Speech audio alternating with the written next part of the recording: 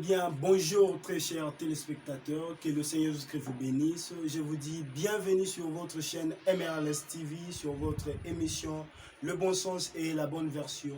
Comme vous pouvez le constater, je ne suis pas seul, je suis accompagné de l'homme de Dieu, le pasteur Joseph Vince Massamba de l'église Ministère de la Résurrection, le lever du soleil. Bonjour cher pasteur. Bonjour bien-aimé. En tout cas, c'est un réel plaisir de vous recevoir encore dans ce plateau pour une énième fois. Comme nous vous avions annoncé dans notre invitation, c'est suite à quelques questions que nous avions ici sur la prédication Malachie et la prophétie.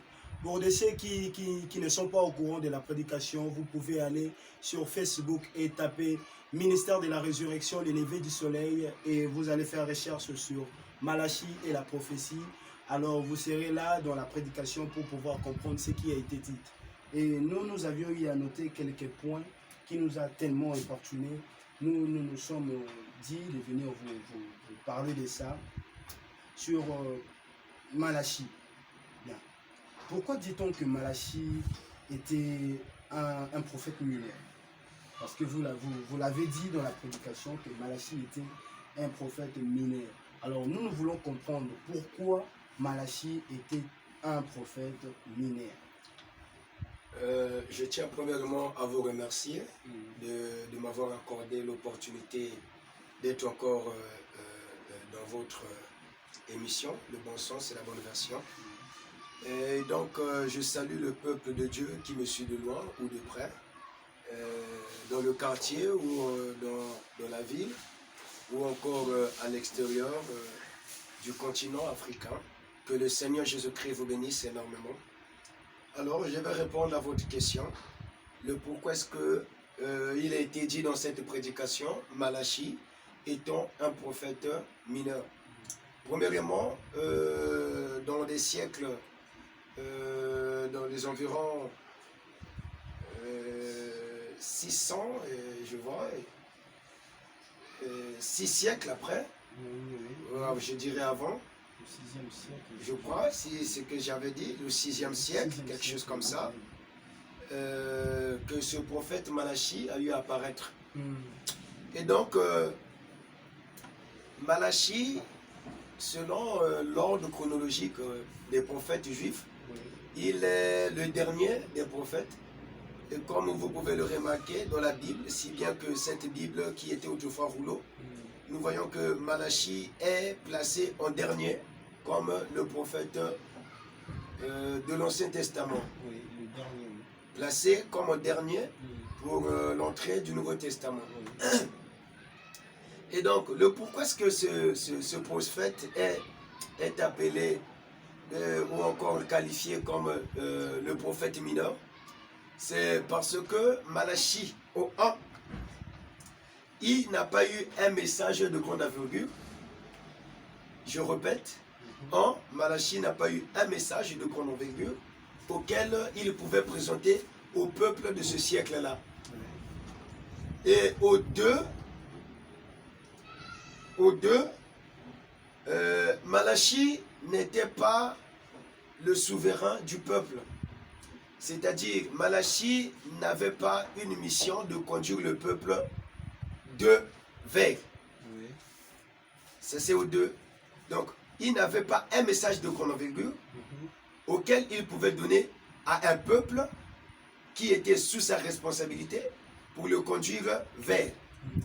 Comme celui que nous pouvons voir, Moïse. Si nous disons que Moïse était un prophète majeur, c'est parce que Moïse était un prophète à la tête d'un peuple pour conduire le peuple d'un pays vers, ou encore d'un lieu vers un autre. Voilà pourquoi on dit que Moïse était un prophète majeur. Donc c'est nous qui l'avons qualifié d'un majeur parce qu'il avait à sa tête, il était à la tête d'un peuple et il avait un message pour un peuple. Donc un prophète sous la conduite d'un peuple avec un message pour ce peuple-là. Voilà pourquoi Moïse était un prophète majeur avec un message de grande envergure, précisément le positionnement de la dispensation de la loi. C'est ça qui fait de lui un prophète majeur. Cependant, Malachie a marché sur les principes des messages qui ont été déjà divulgués. Donc, en un mot, on peut dire qu'il faisait la réforme de ce qui a été déjà dit. Ok. Pas pour corriger, mais plutôt un rappel sur ce qui a été dit concernant une prophétie quelconque. Voilà. Et je crois que je viens déjà d'énumérer tous les points qu'il fallait que je dise. En tout cas, merci beaucoup, cher prophète. Comme je l'ai dit, courte durée aussi de vie, voilà, au troisième. Voilà. Donc, qui n'a pas eu à beaucoup prophétiser. Il n'a pas eu une longue vie prophétique. Oui. C'était une courte durée de vie prophétique. Si bien il pouvait avoir des prophéties, des visions, mais il n'était pas placé à la tête comme leader du peuple. Ou encore guide du peuple, le peuple sous sa conduite. Non. Alors, voilà. Puisque là-bas c'était dans l'Ancien Testament et que le peuple juif avait un homme à la tête pour leur conduire, comme vous l'avez dit, nous avions aussi suivi votre interview quelque part là, le titre m'échappe. Vous avez parlé de quelque chose que aujourd'hui, nous ne pouvons pas avoir oui, un prophète à la tête des nations. À la tête des nations.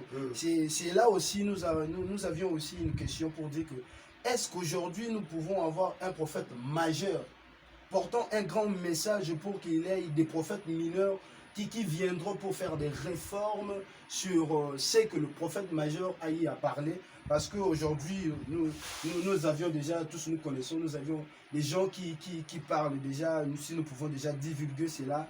L'idée d'avoir un prophète du temps de la fin, l'idée d'avoir un prophète des nations.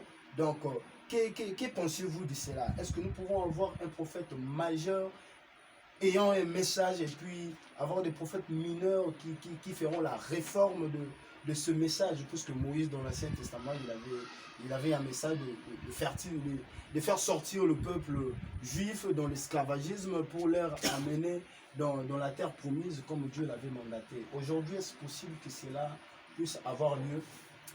Vraiment, une fois encore, que le Seigneur Jésus-Christ vous bénisse.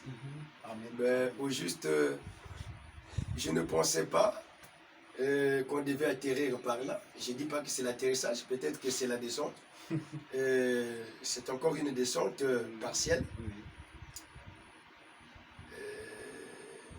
Parler d'un prophète majeur dans le Nouveau Testament. Sincèrement, je viens de vous dire,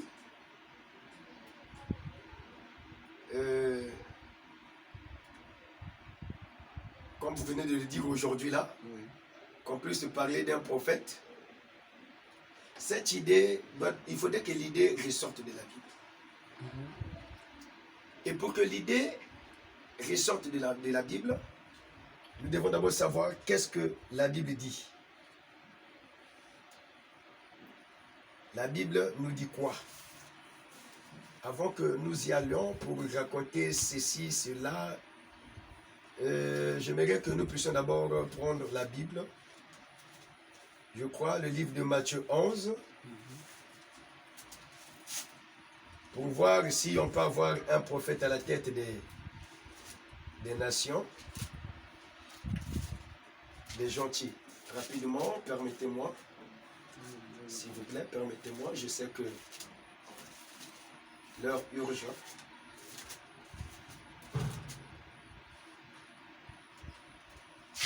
Matthieu 11, le verset 12. La Bible nous dit ceci. Depuis le temps, je vais prendre 13 s'il vous plaît. Car tous les prophètes et la loi ont prophétisé jusqu'à Jean. Tous les prophètes et la loi ont prophétisé jusqu'à Jean. Ok? Nous allons prendre maintenant. Je dis bien les prophètes et la loi ont prophétisé. Or, la loi a été apportée par Moïse. Et les restes des prophètes qui sont venus après la loi, ils étaient sous la loi que Moïse avait établie et ils avaient des prophéties qu'il donnait. Prenons le livre de Hébreux 1.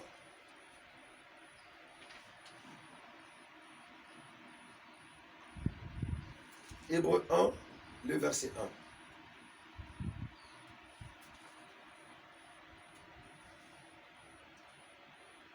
Après avoir autrefois, à plusieurs reprises, je dis bien, après avoir autrefois, à plusieurs reprises et de plusieurs manières, parlé à nos pères par les prophètes, Dieu, dans ces derniers jours, nous a parlé par le Fils, qu'il a établi héritier de toutes choses, par lequel il a aussi créé le monde.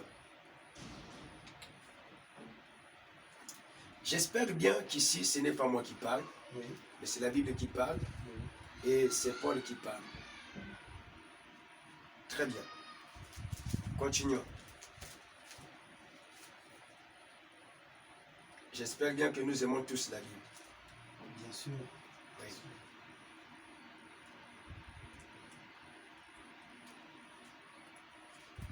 Nous allons prendre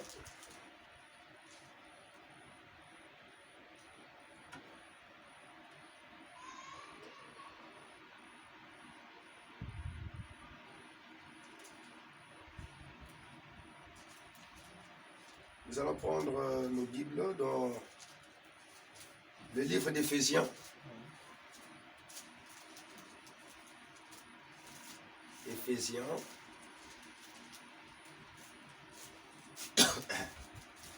Excusez.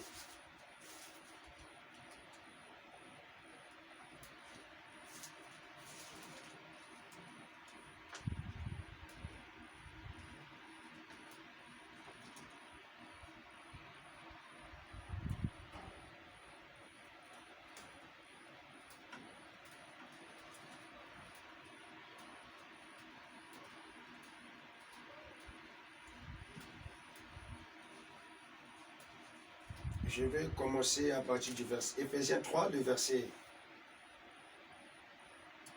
verset 20. Permettez que je lise. Merci beaucoup. Il dit ceci. Vous avez été édifiés sur le fondement des apôtres et des prophètes, Jésus-Christ lui-même étant la pierre angulaire.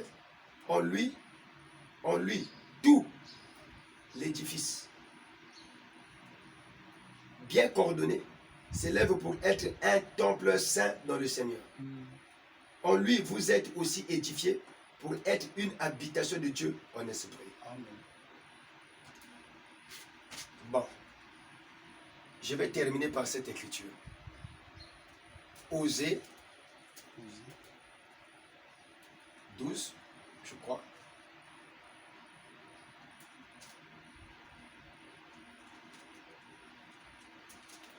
Osée 12, je terminerai par ça.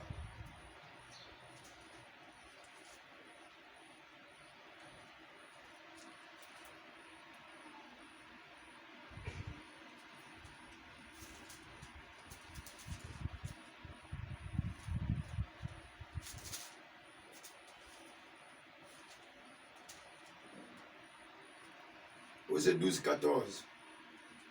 Écoutez très bien.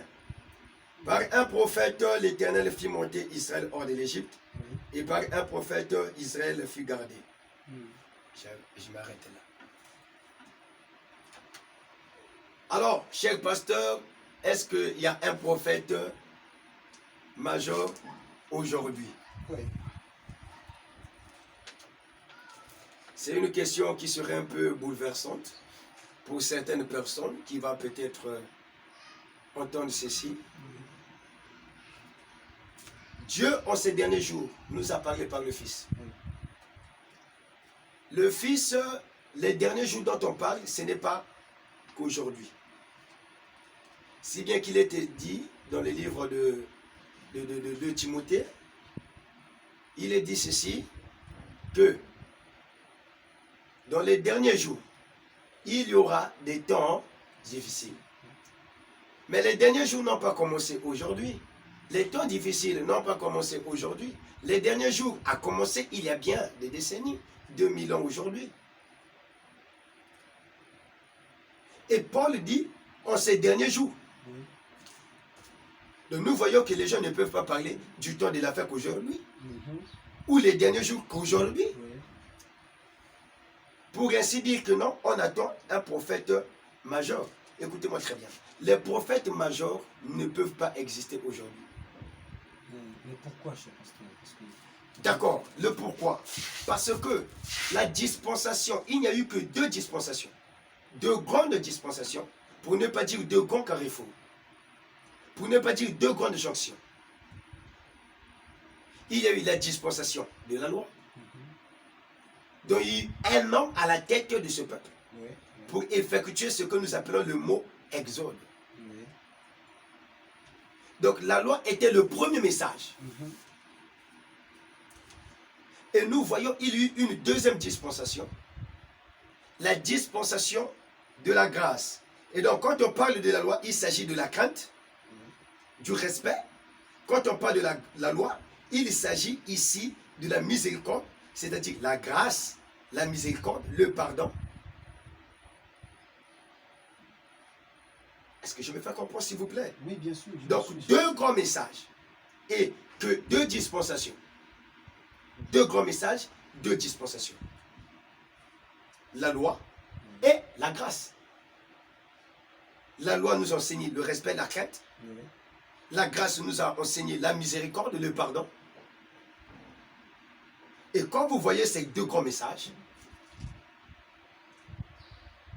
nous voyons Moïse, qui était le messager de la loi. Et nous voyons le Christ, le messager de la grande porte ouverte pour les gentils et pour les juifs, si bien qu'il a été rejeté par ces derniers. Est-ce que vous voyez? Je me fais bien comprendre. Je suis sur un prophète major aujourd'hui. Oui, oui. Le Christ étant la grande porte. La loi qui ne faisait pas exception quand quelqu'un brisait cette écriture de loi. Oui. Le Christ est venu pour nous introduire dans la grâce, pour que nous puissions bien accomplir ce qui en était la loi. C'est-à-dire quand quelqu'un pouvait enfreindre à la loi, que la grâce plus le ramener à la raison. Adam dans le jardin d'Éden, il a chuté parce qu'il avait brisé une pensée de la loi de Dieu. Des conditions établies de Dieu. Est-ce que vous voyez? Et donc le Christ vient, c'est pour ramener l'homme. Donc la grâce est venue pour introduire l'homme à la repentance, pour introduire l'homme à un retour à sa position initiale. Donc de la chute de l'homme depuis les décennies, le Christ vient pour chercher à ramener l'homme. Donc si on pouvait parler dans les dispensations des prophètes majors, on parlerait de Moïse et Jésus. Jésus-Christ lui-même étant le Dieu de la chair, le Dieu fait chair, parce que je ne pouvais vraiment pas dire Dieu de la chair humaine, parce que tout son corps était Dieu. Amen. Donc le Dieu chair, Amen. un Dieu humain, le Dieu des prophètes. Est-ce que je me fais comprendre, mes frères, mon cher frère? Je vous suis. Et la Bible dit, la loi et les prophètes, depuis lors, ont prophétisé jusqu'à Jean. Donc, Jean était l'introduction de la grande dispensation. Parce que la Bible nous dit, les lois et les prophètes ont parlé de lui. Jusqu'à Jean, on a parlé de Jésus. De l'entrée de cette grande dispensation. De cette grande jonction. Le Seigneur Jésus-Christ. Est-ce que vous voyez? Donc là où nous avons vu les majeurs en qualité de celui qui est en train de présenter, parce que Jean a eu un message majeur. Pas en qualité de dispensation, mais en qualité de prophète. Venant avec un message de présenter. Il y a eu des messages, il y a eu des prophéties, mais il y a eu un message de présentation. Voici. Depuis des décennies, personne ne l'a accompli. Donc Jean était un major. Un message de présentation. De présenter celui qui a été prophétisé. Oui. Et dont lui, il en a fait la prophétie. Et il a présenté. Voici quel message de grande envergure.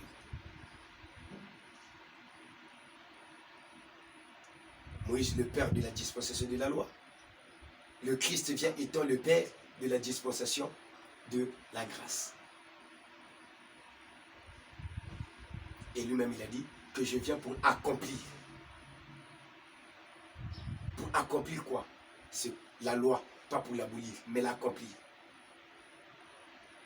Donc il a accompli la loi et les prophètes. Alors, quand le Christ monte à la croix, je crois que c'est là où c'est plus sérieux. Quand le Seigneur Jésus-Christ, Jésus lui étant le Fils, parce qu'on a parlé par le Fils. Oui. Or, il n'était pas Fils pour commencer. Il était Dieu qui s'est fait chair. Oui. Et la Bible dit, selon le livre d'Ésaïe, qu'il habitait parmi les hommes étant un Emmanuel. Et donc aujourd'hui, nous ne pouvons plus parler d'un Dieu Fils. Pourquoi on ne peut plus parler d'un Dieu Fils? Parce que quand le Christ monte à la croix, le Seigneur Jésus monte à la croix, c'est là que la grande porte s'ouvre. La grande dispensation s'ouvre. La seconde dispensation s'ouvre. La dispensation qui introduit les gentils pour être co-héritiers, comme l'a dit Paul. Oui. Est-ce que vous voyez? Oui.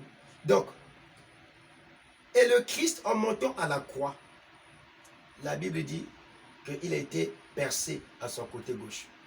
Pourquoi? Pour exprimer une épouse.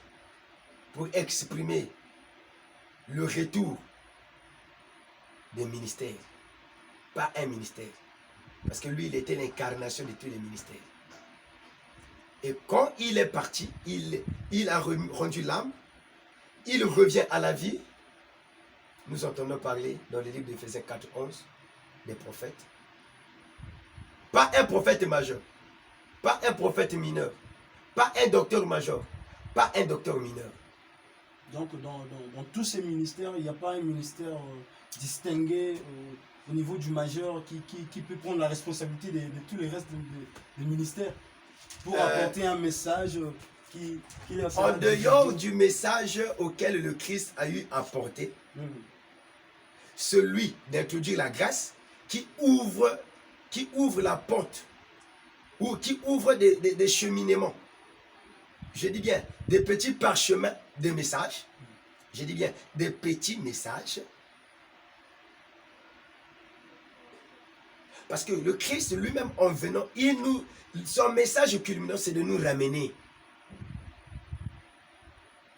Je serai au milieu de vous, en vous. Pourquoi? Jusqu'à la fin des temps. Pourquoi? Il dit, je suis parti pour vous préparer des tentes, une maison, des demeures. De la maison de mon Père, il y a plusieurs demeures. Il est parti nous préparer des places.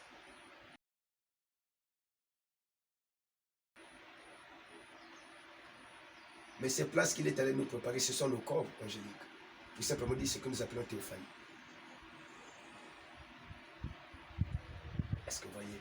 Donc, un jour, quand la révélation tombe par notre bien-aimé frère Paul, sur ce qui concerne l'enlèvement, donc nous voyons que la grâce nous a ouvert certaines révélations, des parchemins de messages qui commençaient à sortir à travers les ministères qui forment le corps de Christ, c'est-à-dire les apôtres, les docteurs, les évangélistes.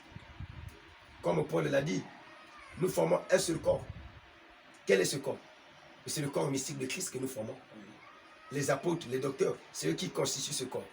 Ce n'est pas moi qui l'a dit, c'est Saint Paul. Est-ce que vous voyez? Donc, il n'y a pas eu un ministère qui va se lever pour dire que je suis devenu un ministère majeur. Ou je suis devenu un ministère mineur. Paul prend, le Seigneur Jésus-Christ a tiré Paul, après avoir fait naître les apôtres, les docteurs, etc. Il prend un ministère au milieu des gentils. Il dit, je fais de toi l'apôtre des païens. C'est-à-dire Paul. On a fait de Paul l'apôtre des païens. Pourquoi? C'est pour qu'il annonçasse la vérité, la bonne nouvelle de qui était Jésus au peuple des gentils. Donc cela ne lui fait pas un ministère majeur qui apporte la nouvelle du ministère de Jésus. Au juste, s'il y aurait des gens qui devaient, les nations avaient déjà Jésus, les nations connaissaient Jésus. Il y a eu quelques nations qui ont cru au Seigneur Jésus-Christ. Ce n'est pas Paul qui a fait que les nations puissent connaître qui était Jésus, mais Paul a révélé Jésus dans sa splendeur de la divinité, de sa personne, de son caractère divin. C'est ce que Saint Paul a eu à faire. Sinon, il y a eu des païens qui étaient déjà convertis au nom de Jésus. Est-ce que vous voyez? Donc, ce n'est pas pour dire que si on pouvait parler peut-être des majeurs auprès des gentils, les gens auraient dû cibler Paul. Mais à savoir quel était d'abord le message culminant que Paul a emmené. Pour qu'il parle que Paul est un messager majeur. Sinon, Paul a eu à voir ce que les autres ont dit. Et il y a eu, je le répète, il y a eu des petits messages, comme ce que Malachie en était. Des révélations de la personne de Jésus-Christ. Parce que nous voyons aussi Jean, auprès des Juifs, qui révèle qui était Jésus, dans sa grande divinité. La Bible dit dans le livre d'Apocalypse 1, la révélation de Jésus-Christ auquel Dieu a donné à son serviteur Jean. Et nous pouvons aussi parler de la révélation de qui est Jésus, auquel Dieu a eu à révéler à son serviteur Paul. Pour les gentils. Pour les gentils. Est-ce que vous voyez? Donc, il n'y a pas à dire que non, un grand message auquel, ou un prophète majeur dont les petits ministres, ouais ben laissez-moi appeler ça, les petits ministères doivent être derrière lui pour être ses réformes, ses réformateurs, ou pour être ses mineurs. Ah ben oui, c'est pas moi qui l'a dit, c'est le Christ qui l'a dit. C'est Paul qui l'a, c'est Christ qui l'a dit à travers son serviteur Paul. Il a joint parmi le peuple les apôtres, les docteurs, pour leur édification et pour leur perfectionnement. Paul n'a jamais conduit toute l'église à la perfection, étant seul, jamais. Et Paul reconnaît, nous sommes fondés sur le fondement des apôtres et les prophètes. C'est Paul qui le dit. Je crois que pour cette réponse, c'est ce que je peux vous dire. Et donc l'idée de courir à dire que non, il y a une troisième dispensation pour les gentils, avec un message nouveau. Bien-aimés frères et sœurs, je crois que c'est quelque chose à passer à la réflexion de ce qui est écrit de la Bible, et non par notre propre intellect. Alors par là, je crois que l'idée de dire que nous avions un prophète du temps de la fin, nous avions un prophète des nations, ce n'est pas une bonne condition. Cette idée n'est pas scripturaire. Il n'y a pas à la tête un homme pour conduire les nations. S'il y a à la tête un prophète, remarquez le comportement de Osée 12, 14 que nous venons de lire. Par un prophète, Israël fut gardé. Et comment est-ce que Israël était gardé? Les prophéties, les paroles de Dieu venaient par ce prophète-là. Mais aujourd'hui, Dieu parle aux nations à travers beaucoup de ministères. Il édifie un peuple quelconque à travers le ministère de quelqu'un, de la personne qu'il a eu à choisir, à appeler. C'est comme ça que Dieu édifie son peuple. Le message culminant qui est véhiculé, c'est quoi? C'est que le Christ qui doit revenir. Il a dit de la même année que vous m'avez vu monter, la même année que vous me verrez descendre. C'est le message culminant, l'enlèvement, la seconde venue de Jésus-Christ, qui est prêché dans le monde entier. Par qui? Ceux qui sont en train d'édifier le peuple sur base de cela. Attendez-vous, le Seigneur reviendra nous prendre. C'est ça qui fait l'édification du peuple. Est-ce que vous voyez? Et donc, cette idée, je l'avais dit dans les émissions précédentes, que c'est un comportement de complexe. Oui. C'est un comportement de complexe, de supériorité, pour essayer un peu... non, nous ne voulons pas de vaine gloire. Non. Non. Nous sommes tous dans un même camp. Et le bras ne peut pas dire que je suis grand, plus grand que la tête, ou je travaille plus que la tête, je travaille plus que les pieds. Si tu es prophète, tu es bras, tu travailles à la limite que Dieu t'a appelé. Tu ne peux pas être bras majeur et bras mineur. Non. Je vous en prie. Et en tout C'est cas, que ça. merci beaucoup, cher prophète. Je vous en prie. Et comme on a l'habitude de le dire que les paroles viennent toujours au prophète, la parole de Dieu, cela vient toujours au prophète. Oui. Je crois que vous nous aviez aidé, vous nous aviez apporté la lumière dans ce qui concerne les livres de Malachie. Et par là, nous avions encore beaucoup de choses. Peut-être que à la prochaine fois que nous allons pouvoir parler de ça. Alors, cher pasteur, nous avions aussi autre chose. À part l'affaire de Malachie, les gens courent pour dire que là, ce sont des païens, au juste. Que veut dire le mot païen? Parce qu'aujourd'hui, nous avions des gens, c'est comme si c'était une injure de dire à quelqu'un, lui c'est un païen. Le paganisme, c'est comme si c'était une injure. Bon, essayez un peu de nous aider sur que les gens puissent comprendre que veut dire le mot païen.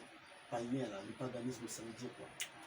Que le Seigneur Jésus-Christ, une fois encore, vous bénisse. Et je vous remercie pour cette question, pour cette édification. Au juste, les païens, c'est pas une injure. Mais je pourrais dire, c'est une qualification. Au juste, les païens, c'était des peuples idolâtres. C'est-à-dire tous ceux qui adoraient un Dieu contraire à Yahweh, c'est-à-dire le Seigneur Jésus-Christ, ou je vais dire Jéhovah, ou Elohim, ces peuples étaient considérés comme des païens. Les païens, au juste, c'était ceux qui étaient étrangers au Dieu juif. Voilà. Donc, ce sont ceux-là qu'on appelait des païens. Donc, les païens, c'est pas. Quand on dit à quelqu'un, tu es un païen, c'est pas une injure. Bon, au juste, c'est une qualification. Une qualification. Oui, c'est une qualification pour dire que tu es idolâtre. Pour dire que tu n'adores pas le même Dieu, tu ne respectes pas soit les préceptes de notre Dieu. Pour nous qui nous disons des chrétiens aujourd'hui, là. Alors, est-ce que c'est une bonne façon de faire, de traiter quelqu'un d'un païen? Parce que au temps anciens, c'était parce que les juifs qui étaient là, oui. ils qualifiaient les autres comme païens parce que les autres, ils étaient étrangers. Oui. Mais aujourd'hui, puisque nous sommes comme vous venez de le dire, dans la dispensation de la grâce, est-il nécessaire d'employer ces mots? Bon, aujourd'hui, cette qualification est devenue pour certains comme une injure. Parce que nous voyons qu'au fur et à mesure que les siècles se déroulent et les générations passent, il y a certains mots, certaines appellations qui changent d'emploi, de splendeur. Vous voyez, ça change de sens. Ça prend une autre forme de gravité. Et donc, païen aujourd'hui, ça devient réellement une injure. Ça devient une injure. Et je ne pense pas qu'un chrétien peut courir avec ça pour qualifier. Toi, tu es païen, etc. Parce que c'est pas tout le monde qui est idolâtre. C'est pas tout le monde qui est idolâtre. Parce que parfois aujourd'hui, quand vous voyez quelqu'un qui met son pantalon, une femme en pantalon, on qualifie païen. Bon, voilà, moi je considère ça comme une qualification. La personne, on l'injurie, ce sont des païens avec un dédaignement vraiment pas trop bien. Pour affaiblir même la personne, et voilà. Sinon, c'est pas approprié pour quelqu'un qui connaît le Seigneur courir encore avec cette appellation assez semblable, plutôt chercher à ramener cette personne dont vous voyez être étranger dans le camp. En tout Je cas, parle bien du camp chrétien. Merci beaucoup, Je vous en prie. cher prophète. Je vous en prie. Merci pour ces éclaircissements. Alors, pour vous qui nous suivez, je crois que vous avez très bien été aidés. Je n'ai rien à dire, rien à ajouter. Si je peux faire simplement la révision de tout, ou la résumé de tout, c'est que c'est Jésus qui est le prophète majeur. C'est Jésus, ben voilà, parce que c'est lui qui nous a apporté le message de la grâce. Il nous a élus, il nous a choisis. Nous sommes dans la dispensation de la grâce. Alors cependant, cela émet que tous les ministères, comme le dit dans les Écritures, Éphésiens 4, tous ces ministères-là, ils ne sont que là pour la réforme de l'évangile du nom du Seigneur Jésus-Christ. Apportez au peuple que Jésus-Christ revient bientôt, répentez-vous et changez vos vies. Acceptez Jésus comme Seigneur et Sauveur. C'est ça le message qui doit être approprié pour ces temps. Je ne dis pas la vérité, cher prophète. Non, mais c'est juste. Ah, donc c'est ça, c'est que nous devons apporter. Il n'y a pas un grand message, il n'y a pas un prophète, si je peux le dire en lingala, le prophète Songolo Pakala, Aïna Sangwasika, nous sommes non, ça c'est pas de Dieu. Alors nous devons nous attacher dans la Bible, car c'est la Bible qui est notre absolu. Les dires des gens, ça passera dans des filtres, des réflexions pour méditer cela, si c'est à prendre ou à laisser. Mais la Bible, on doit tout prendre. Comme la Bible nous le dit, ils ne sont que là pour la réforme, pour faire l'édification du corps de Christ. Alors c'est ce que nous devons retenir. Alors pour le reste, je vous dis que le Seigneur Jésus-Christ vous bénisse. Si vous êtes nouveau sur la chaîne, n'oubliez pas de vous abonner pour avoir encore plus de notifications sur nos programmes. À la prochaine, que le Seigneur vous bénisse. Nous nous retrouverons à la prochaine fois. Merci beaucoup.